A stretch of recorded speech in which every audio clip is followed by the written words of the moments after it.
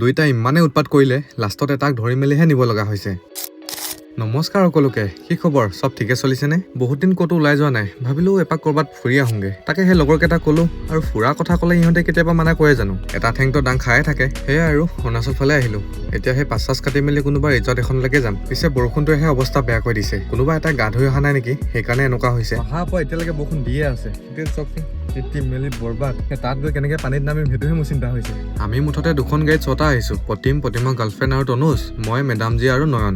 Resort পাই মেলি প্ৰথমতে টিকেট কেইটা কাটি ললো, পাৰ পাৰ্চন 50 টকা। বৰষুণটো নিদিলে হয় দেই, এতিয়া ইমান দূৰ আহিছো, এতিয়া যদি বৰষুণ দিয়ে বহুত বেয়া লাগিব কিন্তু। ক'ত আহিলো কোৱাই নাই নহয়, আমি তুংটাৰ ৰিজৰ্টে পালোহি। পিছে ৰিজৰ্টলৈ অহা ৰাস্তাটো কিন্তু বৰ বেয়া দেই। বাকী ৰিজৰ্টখনলৈ আপোনালোকে কোনে কোনে আহি পাইছে কমেণ্ট কৰি জনাবচোন। তাৰপিছত ভাবিলো অলপ হালকা টাইপ কিবা এটা খাই লওঁ, নহলে বেছি হেভিকে খাই ললে পানীত নামি কিবাখনহে হ'ব।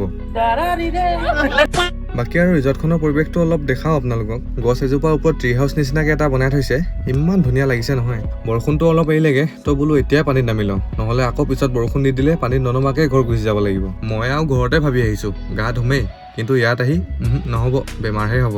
ইহঁতকেইটা কিন্তু তামাম উৎপাত দিলে। এটাই বেকফ্লিপ মাৰিলে, সিটোৱে এনেই জঁপিয়াই দিয়ে। ঠাণ্ডা লাগিছে, পানী নামিবলৈ সাহসে হোৱা নাই। সৌটো উৎপাত দিছিলে নহয়, শিল এটাত লাগিলে। এতিয়া বিষত সেই মুজুকা লাগি বহি আছে। আপোনালোককো কৈছো, এই ৰিজৰ্ট বোৰলৈ আহি যদি গা চা ধুৱে নহয়, তেন্তে অলপ সাৱধান হ'ব দেই। শিলবোৰ মানে বহুত পিছল থাকে, কিবা এটা হৈ গ'লে চেচ। বাকী সি বৰ মেজৰ দুখ নাই পোৱা, এনেই অলপ লাগিছিলে আৰু। হৈ গ'ল, গা চা ধুই ললো। গা তাহাঁতে ধুলে বাৰু, মই এনেই ওপৰৰ পৰাহে চালো। এতিয়া ওলাই দিওঁ, আন্ধাৰো হৈ আহিছে চব। তাৰ পৰা আহি মেলি আৰু ৰেষ্টুৰেণ্ট এখনত খানা খাবলৈ ৰখিলো। ৱেটিং ফৰ খানা, পেট গুড়গুড় তো আজিলৈ সামৰিছো দিয়ক। আমিও সোনকালে খানা চানাবোৰ খাই ঘৰলৈকে যাওঁ, বৰ ৰাতি হৈ আহিছে নহয়।